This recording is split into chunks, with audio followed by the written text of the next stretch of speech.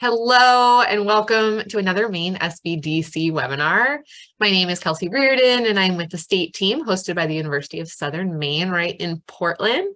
And today we are talking about, so you want to buy a business and all the things that come along with that. And we are very lucky to have Maine SBDC at CEI Center Director and Business Advisor, Raynor, who will be leading us through today's presentation about buying a business, but also tomorrow's presentation all about selling a business. So this is not necessarily a part one, part two, but they definitely go together. So keep that in mind. If you want to buy a business, maybe someday you're going to want to sell that business. So maybe you want to join us again tomorrow, just so you have a full plan moving forward. But if you're not familiar with the Maine SBDC, we are the Small Business Development Centers, and we can help your small business with pretty much whatever needs you have. So we provide confidential, no-cost business advising. And if we can't answer your question, we can find somebody who can.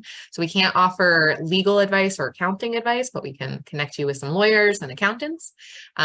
We help with startups, but also exit plans. So any point along the spectrum of owning a business, we could be a support for you. So if you're not already set up with a business advisor, there's a big orange button on our website that says request advising, and that form is the fastest way to get into our system. So it should take about less than 5 minutes to fill out, and you'll be contacted by an advisor, either geographically close to you, or if you have a very specific need, we could connect you with someone who's in your industry or maybe has experience with what you're facing. But we have centers throughout the state, and each center has advisors, and so we are available and excited to help you out. So probably tomorrow I'll be sending the follow-up email, and that'll include a link to the slides and the recording and all of our contact information. So if you want to get set up with a business advisor, there'll be an easy link for you to click in there as well. If you have any questions along the way today, go ahead and stick them in the chat below. Raynor's pretty good about answering them along the way, but we'll definitely be able to answer any questions at the end. And like I said, we are recording today's presentation. So if you have to jump off early or you want to just sit back and enjoy, you can always check out the recording later for anything you've missed or to rewind and take some notes. But otherwise, I think we're ready to get started. So I'll pass it over to Raynor. Perfect. Thank you, Kelsey. Thanks everybody for being here today. I know I didn't expect it to be sunny, and usually when the sun comes out, attendance goes down. So seeing as many faces on this call as we see, happy to see that. So as Kelsey mentioned, we're going to cover a lot of topics today. I do try to keep the number of attendees for these webinars relatively low so that as questions arise, I can answer them. Because if you have the question, I guarantee somebody else on the call also has a similar question. My goal through the SBDC, through the advisory capacity, is really one-on-one. That's the majority of the work we do. That's the enjoyment that I have, is understanding you, your goals, and kind of your direction and helping you get there. So while I will cover a bunch of topics today, if something comes up that is applicable to you that you want to learn more about, I know Kelsey mentioned the chat, but I'd also invite you to just take yourself off mute, interrupt me, and ask, and we can kind of delve into that topic a little bit more. Alternatively, I know we're going to talk about some confidential things both today and tomorrow.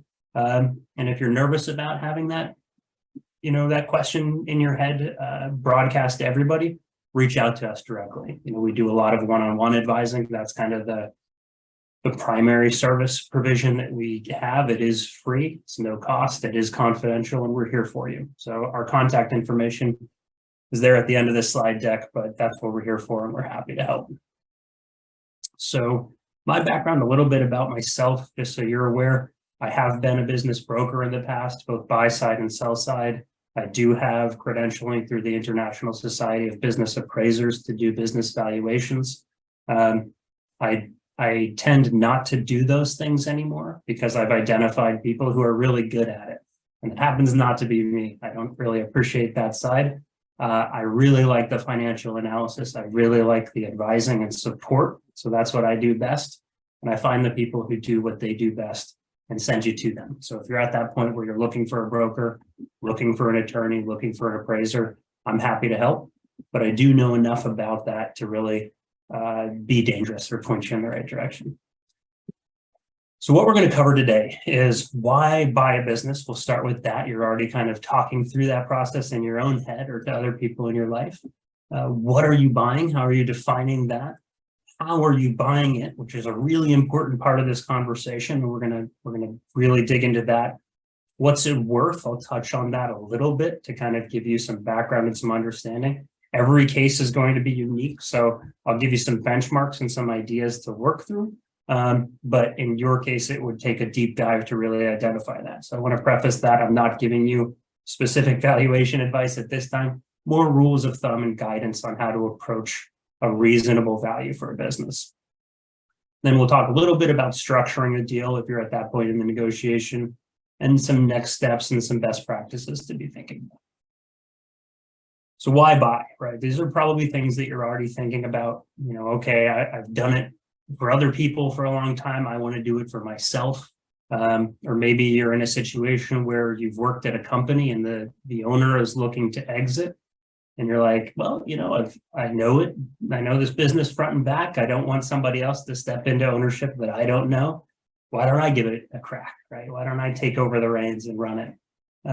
And then from, you know, that entrepreneurial perspective, right? That idea of, okay, if I do this well, this service, this operations, this product, whatever it is, I can go off and hang my own shingle, but there's a lot of uncertainty there, right? If you look at a business plan is intended to answer a lot of what ifs, right? It's what is your market? Who are your target customers? What is the price point? Who are your competitors? How are you advertising and reaching your target audience?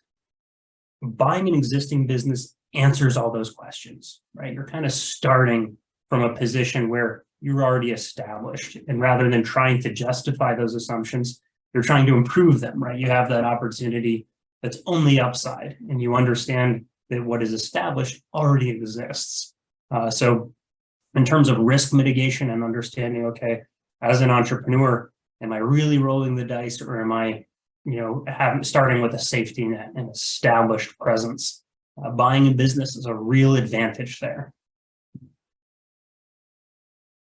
So what's your relationship to the seller? And this is going to drive a lot of the later conversation, right? So if you're stepping in to that position and you're buying a job, right? So you're buying an existing operation and you're replacing the owner, and you're going to be working there, you know, 40 hours a week, 50 hours a week, 100 hours a week, whatever it is, then that's going to be the focus of our conversation today, because primarily what I deal with is buyers and sellers in Main Street, Maine, right? And when I say Main Street, I'm really talking about annual revenues less than $5 million, right? So the pizza shops, the automotive, the established operations that exist and have some capacity for goodwill, which we'll talk about in a bit, but aren't middle market, right? So a middle market purchase, an investor is really looking at a return on their investment.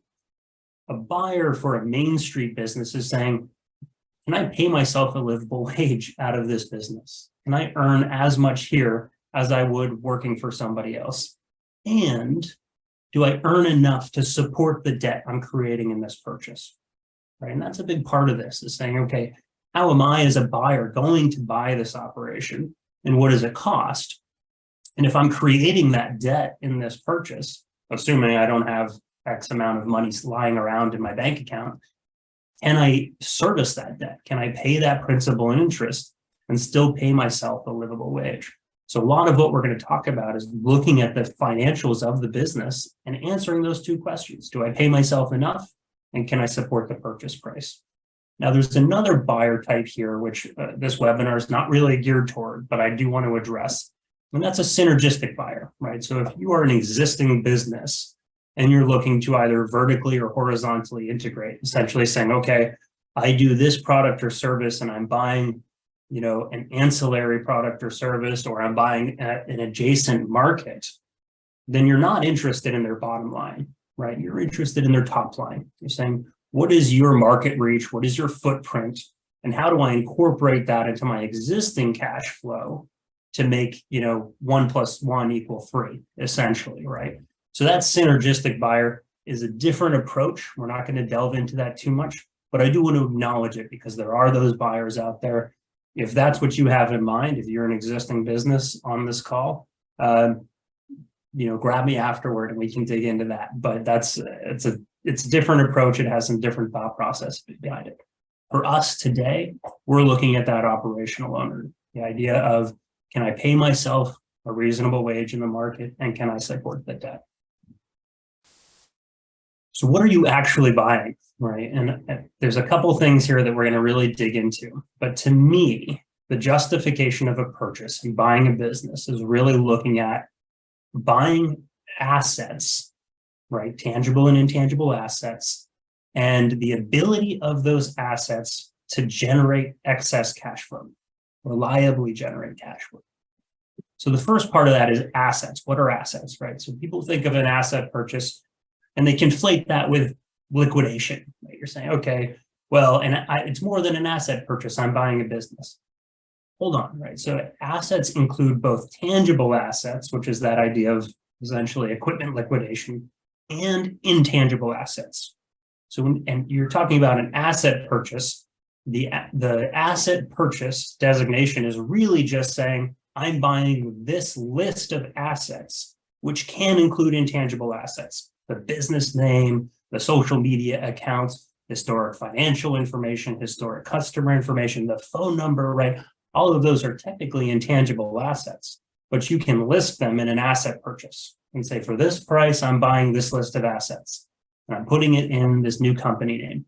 That's what an asset purchase is, right? And so from a customer perspective, it can look and feel exactly the same, pre-sale, post-sale.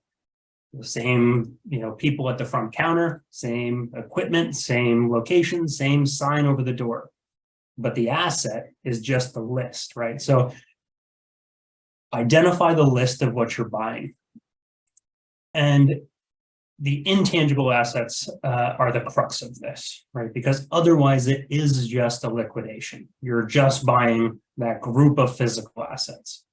The intangible assets are where the negotiation comes into play, when we start talking about what is goodwill, right? What is 20 years of established, customer base worth, and how do you justify that, right? So the first concept that I really want to dig into is this idea that transferable assets are buyable assets, right?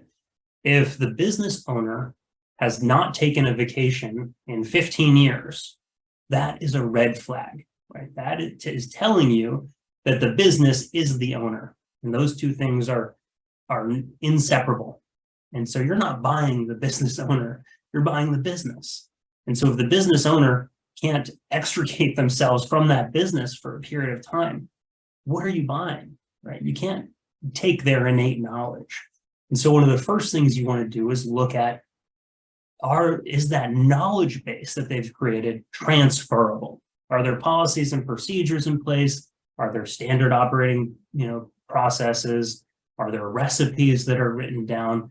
If you step in as the owner, as the buyer, can you run it efficiently the same way that it's been run? And is there only upside, right? Are you able to change things for the better, but start with that baseline? If there is no baseline, if that owner is irreplaceable, then there is nothing to buy, right? That intangible asset is non-transferable. So how are you buying? So that's, one of the first questions I ask a seller is, well, when was the last time you took vacation, right? And their answer will tell you a lot.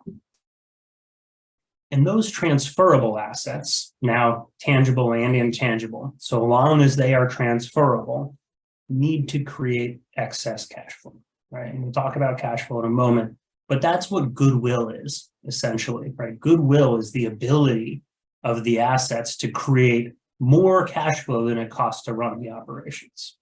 That's the customer retention. That's the positive press that they've had over the years, right? So the seller might have a very opinionated perspective of the value they've created, But if it creates no extra cash flow for the business, if their business is a break even, or their operations are barely there, how can they justify it? How are they transferring that goodwill to actual cash? Is there any value created in that? And the answer, unfortunately, in that case, is mostly no, right?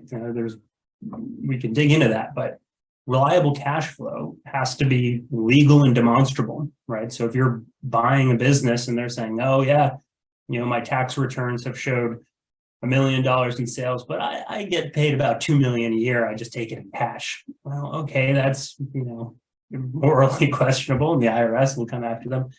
But if it's not demonstrable, if they can't show it, then how do you trust them, right? How do you know that that exists? Are you willing to do it on a handshake deal? And, unless you're a cash buyer, is the bank willing to lend to it, right? So legal and demonstrable. And usually that requires tax returns, right? And so you can have internal financials that can say whatever. A tax return is a document that has usually been submitted to the IRS from an accountant. And so an accountant is a third party that's reviewed it.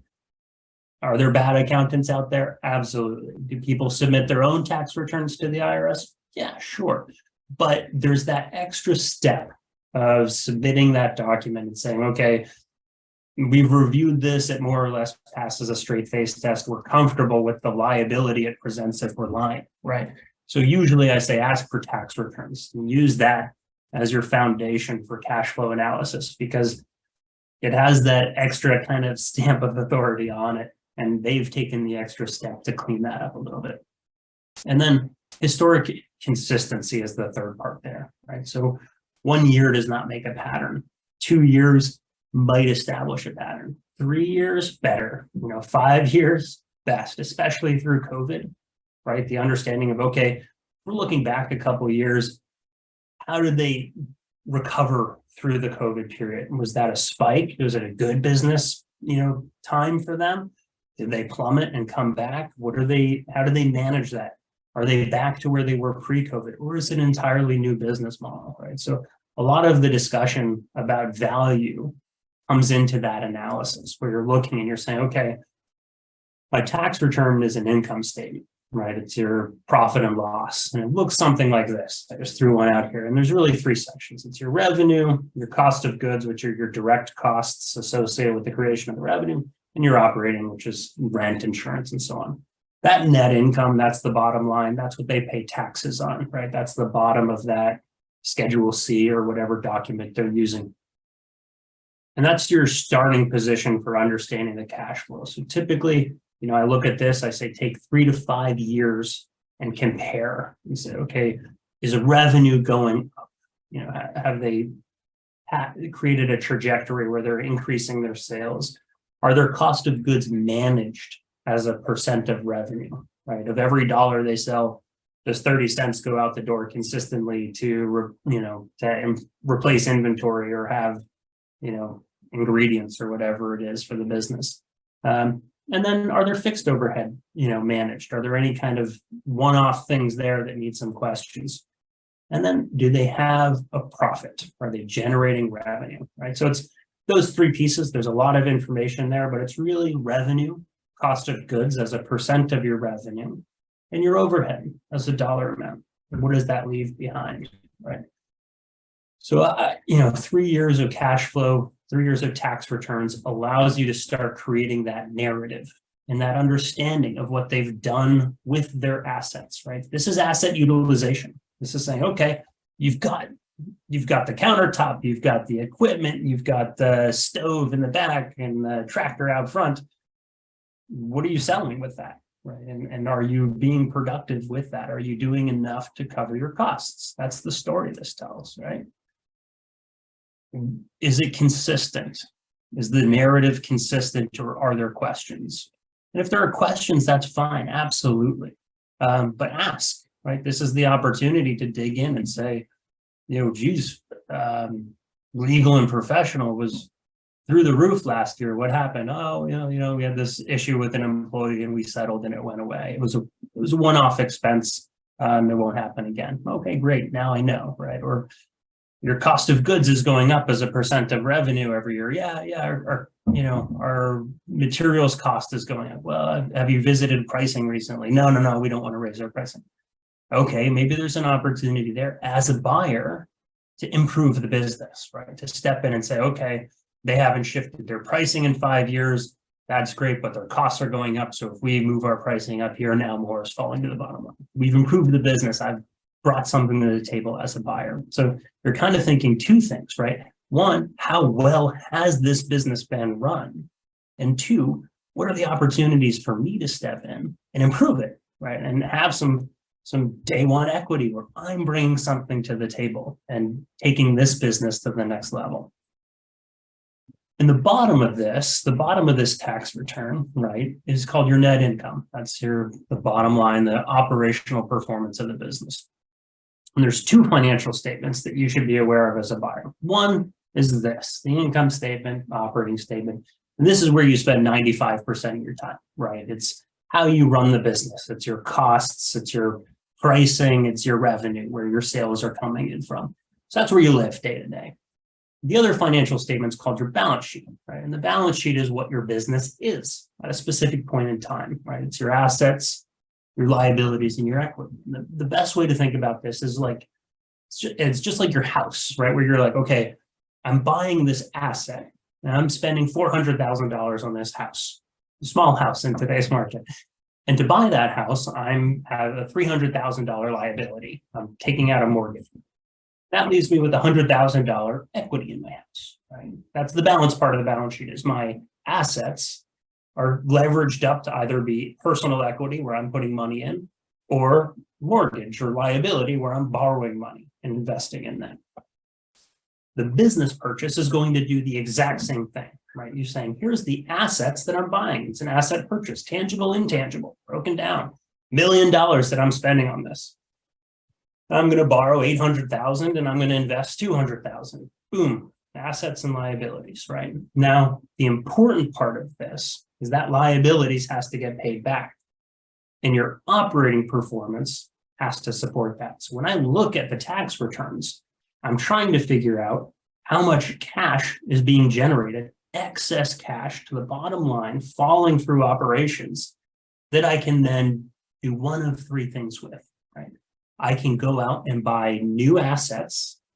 I can grow my business. I can go out and I can pay down my liabilities. That's a key part of this, right? If I'm borrowing money for this purchase, how big is that liability?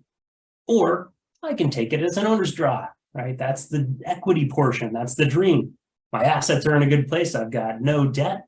I get to keep it all, right? So when you're planning ahead and looking how well you're utilizing your assets, that's the question, is, am I utilizing these assets well enough to support the debt I'm creating in this purchase? So when we talk about cash flow, right, that net income is a starting position. And this is really where a good broker comes into play, a good accountant, a good attorney, right? Because what they're going to help you do is take that historic cash flow, that historic tax return, and understand what real cash there is available, right? So that net income is your starting point. Then you also have interest, which you're going to add back, right? Because you're going to have your own debt, your own liability structure, and depreciation and amortization, which are, they're non-cash. So that's more of a tax thing. So if you see that on the tax return, you just add that back. It's a way to reduce your taxes from an operational perspective. And that gets you to EBITDA, right? This equity before interest, taxes, depreciation, amortization. That's the free cash flow produced by the business to support debt, right? Now, in Main Street businesses in Maine, we add back two other things because there's some tax mitigation strategies, we'll call them, of sometimes dubious legality, but they exist, right? And I don't want to hold, I'm not the IRS. I have no dog in that fight. There are plenty of legal and demonstrable ways to reduce your tax burden, right? To make that net income smaller. Depreciation and amortization are two ways to do that. But there's also like a company vehicle, that may or may not be 100% necessary for operations. Or education is one that is on there a lot. Or maybe they employ one of their children and that children works 10 hours a week at the front desk and gets paid 50 grand a year for that, right? So there's this discretionary spending. Again, legal, demonstrable, has to be provable, and it has to pass a straight face test, right? It can't be like, oh yeah, I take a lot of cash off the books. Wink, wink, nudge, nudge. Okay, great. You know, that sounds great for you, but frankly, I don't believe you and I'm not willing to pay more for it. Right? So that discretionary it needs to be legal, it needs to be demonstrable, but it's legitimate, right? And that's a conversation with the seller. And that's part of that review of the historic financials to go through. And the utilization of a broker really helps with that, to say, okay, where are these kind of softer expenses that may or may not be discretionary, non-operational, one time? And does that bolster this free cash flow? If I can address that legally and understand that that value is actually there in the business and free for me to do what I want with it, right? So that's the difference between SDE and EBITDA.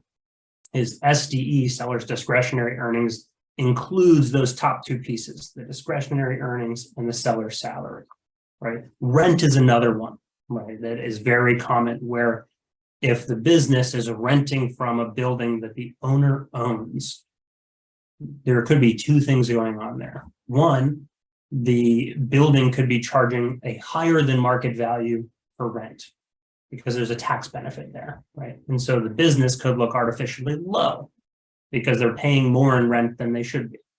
The other opportunity is that maybe the seller is anticipating selling. And so the last couple of years, they haven't charged the business any rent at all. And all of a sudden that business is looking really good because they haven't paid any rent. And so that also needs to be addressed and looked at, right? So as a buyer, if you're looking at that rent line and you're like, well, this is much higher than market rate or much lower than market rate. Why? Why is that? Is that lease assignable? Am I going to still have that rate? Or does that need to be adjusted, right? Am I going to buy the business and the seller is going to keep the real estate? In which case, what is that lease? Do I need to adjust the historic rent to really understand what that looks like going forward, right? Creating a pro forma, essentially. So there are, taking that time to review the historic financials and understand what is being purchased and what, if anything, will change in years 1 to 5, right? Is critical to understanding what is left for you as the buyer and what is left to support the balance sheet or the debt, right? So we talked about this, the purchase price becomes this, right? Your day one balance sheet. Your assets are what you're buying, and then you are either borrowing money, that's the liabilities, or you're investing your own cash as equity. And those two things have to equal, right? You have to afford the assets you're purchasing.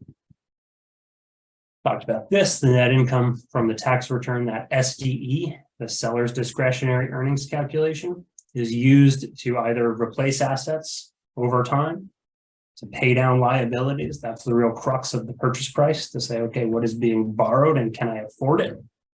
And what do I need as a distribution, as equity going forward? Any questions on that? The interplay between those two financial statements?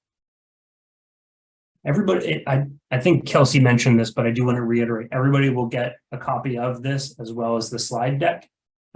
So as we're going through it, if you have questions or you want to reference any of the slides, you will get that. So this is how it affects you, right? So what they're selling is that analysis, that net income, the interest, the depreciation, amortization, the discretionary, legal, demonstrable, discretionary spending. That gets you to a number, right? Where you say, okay, historically, I'm going to weight it or just take a 3-year average or whatever it is. This business is producing $150,000 a year in seller's discretionary earnings. Now, what am I going to do with the seller's discretionary earnings? This is what I am buying, right? On the other side of this transaction, I am buying what I need to pay myself. First and foremost, can you pay yourself, right, as a buyer? So I'm buying this cash flow. This business is creating excess cash of $150,000 a year. I want to pay myself $50,000. So I'm going to take that right off the top. So now I have $100,000 left to support debt. Now, a lender is going to look at this, and assuming collateral, assuming your credit score, and so on, they want a buffer, right? They're not going to say, okay, great, you have excess cash flow of $100,000. As long as you have principal and interest payments of $100,000, we'll support. No. They're going to say, we want a buffer there, usually 0.25, 0.3, right? So they'll say, okay, we'll lend you principal and interest payments of $75,000. And we expect a 25% buffer to get you to that 100,000 cash flow, because they understand what you should probably also understand, which is the future is uncertain, right? In the last couple of years more so than historic, but they want that buffer. What if a piece of equipment breaks, right? What if one of your key employees quits and you have to replace them? They don't want you to be a hiccup away from failure. You don't want to be a hiccup away from failure. So that buffer exists to protect you and to protect the lender. So that ability to support debt, you can back into a purchase price from them, right? You can say, here's what I'm bringing to the table as equity. And if I have $75,000 a year to put toward my debt, then, you know, at 8% interest over 7 years, what is the principal value there? Plus my down payment. That's your purchase price, right? That's what it takes. That's what you can afford to pay. Sorry, that's what the business can afford for you to pay, right? And that, I think, is the most important piece, is the business needs to pay for itself. Yes, you're putting that equity position down, but if the business can't support the debt that it creates in the purchase, then you will either need to reinvest to support that debt going forward. You will need to grow the business quickly and aggressively, or you will sink. Right? The business will go out of business because of the rock on its back created by that purchase price. So, you know, we can look at that a little bit more, but to me, that's the ceiling from a buyer perspective, is that ability to support debt, because otherwise you're putting yourself in a position where you are racing to grow the business faster than you are losing money. And the ability to support debt stays the same. That is non-negotiable. You know what's negotiable in this balance is your salary. And that will be the first thing to go, right? You will not get your buyer salary needs long before the bank doesn't get their pound of flesh, right? So understand that going in, is if push comes to shove and you overpay for the business, you are going to be the first person to go hungry. So what is the cash flow worth? How do you determine that? There's that internal value of the cash flow, which you can just use by looking at debt. But I also recommend looking at these three kind of opportunities. The ceiling should be your buyer alternative, right? The idea of, okay, at a certain purchase price, I can open my shop down the street, get the inventory on the shelves, buy the equipment, do advertising and promotion, and run at a loss for a period of time and still come out ahead, right? So if the seller is asking too much, then your alternative is to say, you know what? I'm going to compete with you. I'm going to go out there and I'm going to put you out of business, and it's still going to be cheaper than buying what you're selling, right? So that's the ceiling. That's where your alternative is better to just start from scratch. Market price is essentially the definition of market price is a buyer and a seller in an arm's length transaction agreeing on a value. That's pretty arbitrary, right? The other alternative that is more in line with market price is kind of based on rules of thumb, but also based on industry knowledge, right? Where you're saying, okay, this pizza shop is selling for $500,000 and they're putting $250,000 to their seller's discretionary earnings. So if this business is doing $1 million or selling for $1 million, they should be putting $500,000 to seller's discretionary earnings, right? That idea of it's roughly twice or 2 years worth of SDE is the sale price. Right? So that's kind of the idea of rules of thumb, is you're saying, okay, if I want to buy a pizza place, which of these pizza places gets me the fastest return, creates the most value at the lowest purchase price, right? And how do I balance that? And then you negotiate. You say, okay, you're selling for 500. I think I can do a little better down here. This guy's selling for 400. Okay, you've got better inventory. You have long-term employees that I like having in staff. I'll pay you 450. Right? That's the negotiated purchase price. Is it supportable? Do you like it? Does the cash flow work? Can you buy it? That's market price, right? So again, pretty ephemeral. There's a wide range there. That's where all the discussion and negotiation comes into play. If there is value above the tangible assets, that's goodwill, right? So the idea of, okay, we've agreed on this price of $450,000.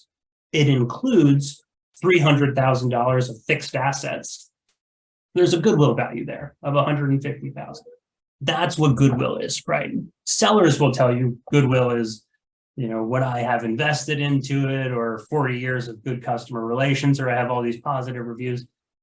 No, goodwill is determined after the purchase price is negotiated and agreed upon. Goodwill is the remaining value above fixed assets. That's essentially what it is.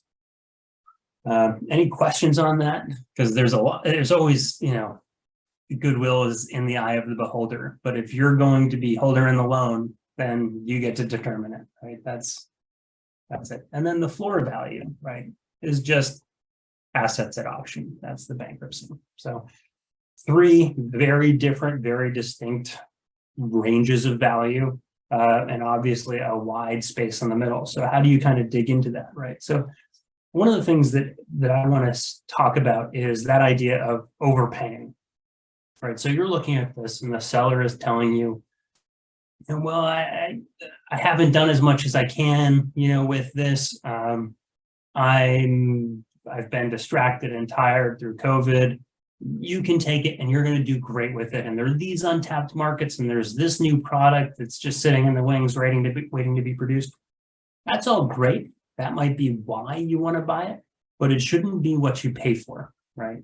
You should buy what is, or you buy what it could be, you pay for what it is, right? All of those opportunities require significant hard work.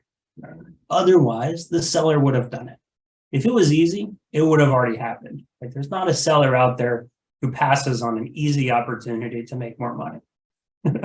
So those things require you to do work. And if you're doing work, then you should reap the benefit of that.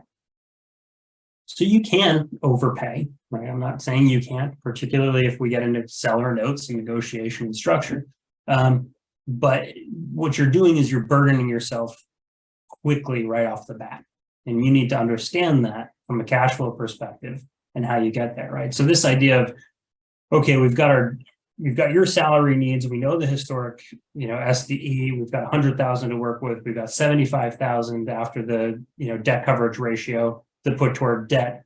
We know our down payment. We know our interest rate. We know our term length, which are all pretty much market predictable. We've got our supportable purchase price. Now, if the negotiation takes place and, you work with the seller and the actual purchase price is higher, what you're doing is you're saying, I'm going to run at a loss for a period of time until my SDE, my cash flow, can cover this debt. And so that usually requires a seller's note off the bat because no bank's going to touch that, right?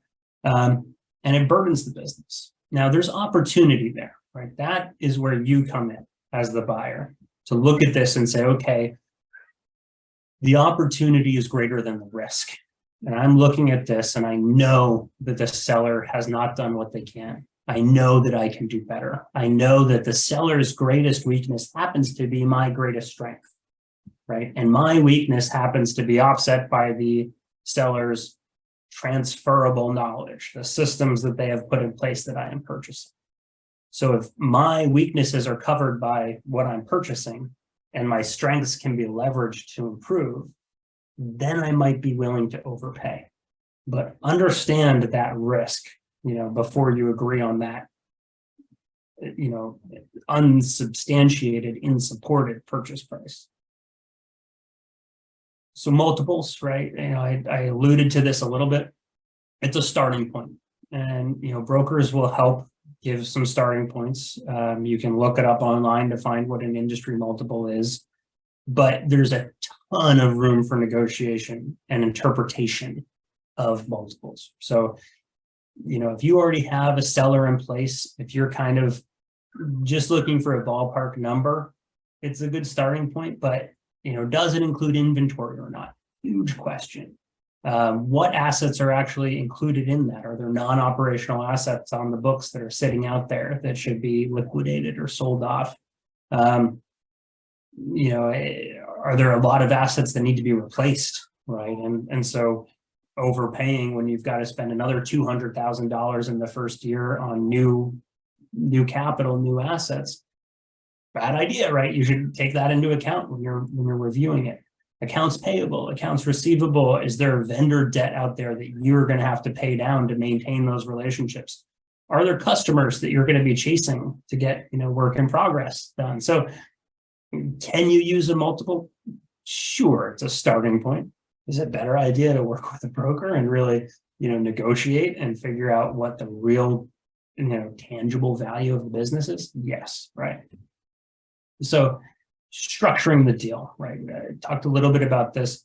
A commercial lender, so if you go to an SBA lender or a bank, they have very specific requirements. They're going to say, okay, we want, a 1.25, 1.3 debt coverage ratio. We want the business historic cash flow to support more, than just the liability. We want your credit score to be here. We want you to have 25% down as equity. We're only looking for this much exposure. How do they treat inventory? Are they willing to lend to inventory purchase, or how does that structure? So they're limited, right? And they're not limited. They're not overly limited. They just have guidelines that they have to follow to be FDIC insured, right? To follow kind of bank rules. Excess sale price, falls to the seller or vendors or partners, right? So structuring the deal, I usually start with the bank because that's the easiest, right? You can look at it and you can say, okay, I'm going to buy this business for $1 million. I can probably justify to a lender a purchase price of $600,000, supportable by historic cash flow. I've got this down payment I'm willing to bring to the table, blah, blah, blah. Okay, I'm $400,000 short. Where's that coming from, right? And to me, that's the real opportunity to work with the seller and say, okay, you think it's worth $1 million. I happen to agree with you. We've agreed on that. I can only borrow $600,000. I only have $80,000. So how the heck are we going to come up with $320,000? Well, why don't you hold a note as the seller? And while we're at it, why don't we make that note contingent on specific aspects of future sales, just to help mitigate my risk as the buyer, because I don't want to over leverage this and leave you exposed as, a seller note.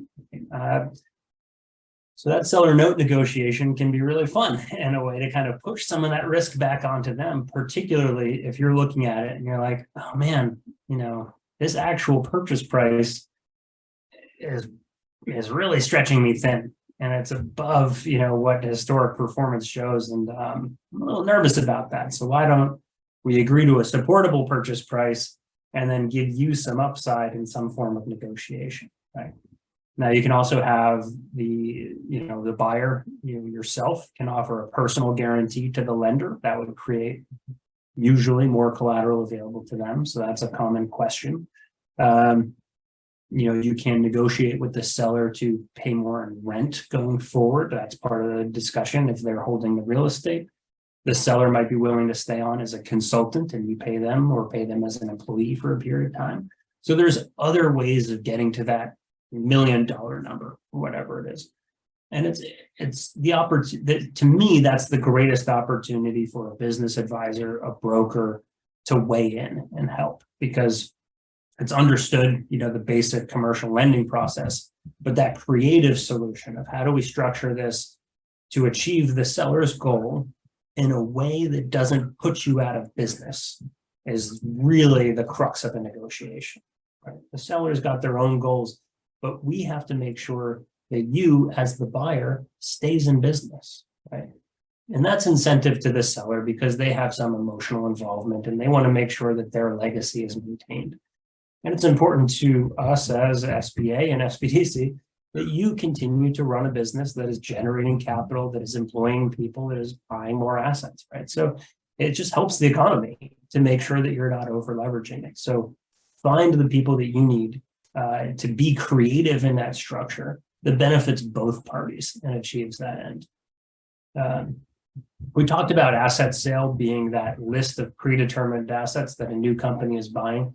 About 95% of the clients that I work with play in that area, right? An asset purchase. So a new company buys this list of assets for this purchase price on this date. And that includes tangible and intangible assets. And the purchase price is usually, broken up into a seller note, a commercial loan, maybe some other form of debt. There is another opportunity out there called a stock sale. And a stock sale is kind of, you are buying 100% stock ownership of an existing company, right? Now, there's some benefits there, right? All the contracts are maintained, work in progress, AR, AP, everything exists as it stands. So the balance sheet remains the same. The catch, just to point out, is that you are assuming the balance sheet stays the same, right? So you are now the owner of the assets, yes, but the liabilities as well. So any business liabilities stay on the books in a stock sale. And that can be negotiated with the purchase price. Maybe you're buying contingent on these liabilities being paid off in full. But if there's a credit card on the books that you're not aware of, guess who owns that credit card on the first day after the purchase? You do, right? If there's a bunch of unpaid PTO that's on, that's in the payroll system but hasn't been transferred to the liabilities and you're not aware of it, guess who's responsible to pay that out to the employees? You are, right? You're buying the existing business as it exists. So a little bit more due diligence on the stock sale side, I think, is necessary to make sure you understand the complexity of what is being purchased in its entirety. An asset sale is you're buying the assets. That's what it is. The liabilities stay with the old company.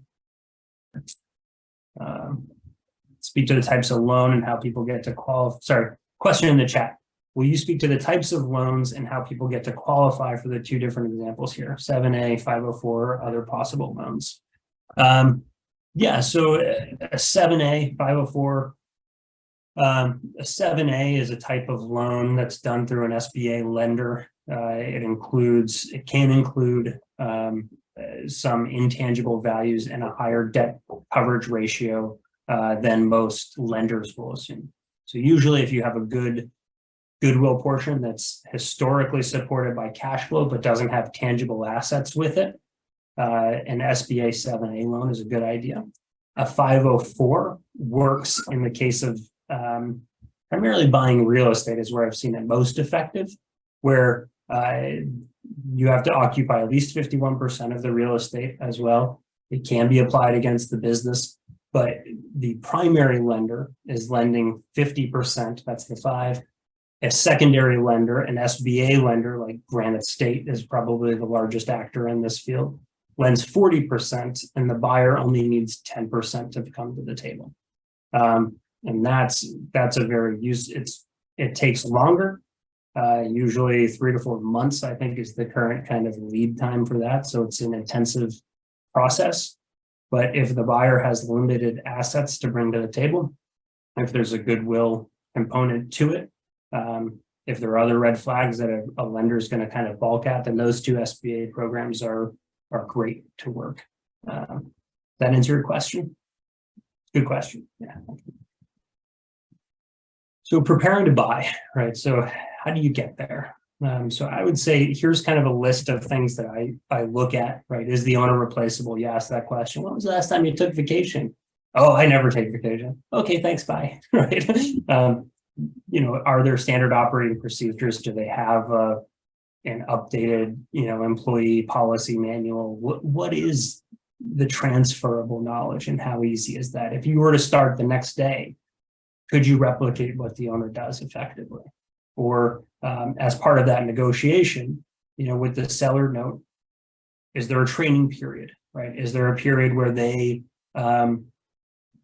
transfer their customers to you, right? That's very common for the seller to be the primary customer relations person, and they have all of their relationships. And so you can say, hey, I'll pay X and I'll pay, above X based on the number of these customers I retain after year one, right? Or I'll pay you a percentage of sales that come from these customers within the first 5 years, right? Commission structure, easy to understand, easy way to make that knowledge that the seller has transfer to you, right? And base that purchase price on it so that they have the risk, right? You don't want the risk. You don't want to be leveraged up and sinking on day one. What contracts can be assigned, right? Do you have vendor relationships that you want to maintain? Do you have long-term customers that are on the books that you want to, keep employees, right? Labor is so tight today in Maine. If you buy a business and a week after buying it, all the employees quit, what's left, right? How are you keeping those relationships in place? If you're looking at a business and they have 6-month turnover of all their employees, that's risky, right? How do you make sure that, those key employees stay on for a period of time? Are you incentivizing them in some way? Do they have benefits that are on the books or off the books that you need to match and keep? What makes them happy, right? Do you have a chance to meet them before you buy the business? Good contracts make good partners, right? Particularly with a seller note. It's very easy to have a handshake agreement, smiles all around, agree on a purchase price until you bounce your first check, right? So whatever the agreement is, whatever the understanding is between you and the seller, between you and the vendors, between you and the employees, get that in writing, make sure both parties understand. It's a lot easier now than it is when there's a problem that arises, right? So make sure that understanding of responsibility, of timeline, of tasks associated with performance is understood by everybody. Like I said, it's just much easier now. And then identify kind of worst case exit strategies going into it, right? So you understand, okay, I'm keeping this seller on staff for a period of 5 years, and I'm paying them this much in salary. I think I'm getting a great employee. They spend the whole time, bickering about the changes I'm making to this business and complaining to the other managers. Okay, can I buy out that contract? Can I fire them? What are the steps I need to take to hold them responsible, right? So again, anticipate the worst, put in place some guidelines. It's going to make it a lot easier to then have that conversation of, geez, this isn't really working out the way you or I thought. According to this contract, this is the next step. Sorry. Do your strengths coincide as identifiable weaknesses, and vice versa, right? This is often overlooked because we're attracted to things that we're good at, right? So you're going to see things in a business you're considering buying that align with your strengths. I love marketing. This business has great marketing. I want to buy it. There's a downside there, right? The catch is that you're already kind of at that cap. Is your strength better aligned with a business that has failed abysmally in its marketing? And you're like, wow, the person who's running that business has no idea what they're doing. And I can take it from here to here on day 2. Great, right? There's an opportunity for you to really do what you do best. So maximize your strengths, understand what you bring to the table, and understand where your weaknesses are, because that's the other side of the coin there, right? If you're saying, okay, man, I love the financials and I'm great at finance, and I'm really bad at marketing, but here's a business with a salesperson who's been in place for 10 years. They've done great work. They want to stay on board, and their owner has a horrible set of books that need to be straightened out, and they need to figure out their pricing. And guess what? You know, check, I got somebody in place who does what I don't want to deal with. And check, I can really improve this business on day one, right? So part of that's looking at it financially, but part of it is operational and saying, what are you doing in that first month that you're there, that first year? Can you take it from where it is to where it needs to be? And are your strengths the right ones to get you there? Long-term customers, can you meet long-term customers? Can you meet the vendors? Can you meet the employees? All of that can be kind of discussed as part of the purchase and sale agreement. And then build your team, right? So this is a really key part, is it costs money, right? Everything does, but having an attorney put together some of these contracts and understand the structure of the purchase and sale, having a broker assist you in that SDE analysis and say, here's the value you're getting. Having an accountant look at the historic cash flow and say, okay, here's some red flags in the way that they filed their taxes in the past. And a banker, right, if you're going to finance it, that's all a valuable input to your team to help you move forward. And most of those relationships will survive after the close, right? Broker, maybe not quite as much, but a good accountant, that's great. A good banker, absolutely. A good attorney, you hope not, but if you need it, it's good to know one, right? So, insurance, yeah, Stephen put that in the chat. Good insurance agent, absolutely, right? And that might be something else you want to talk to the seller about. Who do you use for insurance? Who do you use to bank, right? If you don't have a banker as a buyer, if a bank exists and has seen the transactions go in and come out of the business bank account, that's a great first step, because yeah, they can look at the tax returns. Yeah, they can see everything else, but they want to keep their client. They want to keep that business account open and producing and that cash in their business. So if you go to them and you say, hey, I want to borrow some money to buy this business, they're thinking, great, we're going to get you on a mortgage or a loan, and we're going to keep this account in-house. And we've seen the historic performance. We know that there's more cash coming in than going out. So that's a great, if you don't have a banker in place, if you don't have an insurance agent in place, ask the seller, right? It's a good starting point. So a common timeline, I threw this out there, again, varies a lot. Confirm interest, make sure that the seller is interested in selling. Usually they want you to sign a confidentiality agreement. That's very reasonable, right? You're asking to see historic financial information, HR information, customer information. That's, it can be very personal. So respect that from the seller perspective. Understand what you're signing when you're signing it, like any contract, but the confidentiality agreement's very common. A letter of intent is a good way to kind of negotiate on the base terms to say, this purchase price, this timeline, okay. And then a purchase and sale agreement is, at that point you're considered under contract, and it is a contract, right? You have an obligation to execute on specific, contingencies within a timeline and close if those contingencies are met. Now, there are some similarities to like a residential home purchase. You're saying, okay, I'm buying this on this close date, with a financing contingency. Now, as a buyer, you can work with your broker to understand, does that financing contingency cover what it needs to cover and give you the leeway to go out and get a 7A loan with a timeline, or a 504, or secure independent financing, renegotiate a seller note, whatever it is. And the inspection contingency, right? Now, unlike a home, which is, you go through it and you say, okay, the chimney's in good place, the septic needs to replace, blah, blah, blah. The inspection contingency for a business can be very extensive. You can include customer, contacts, discussion with employees,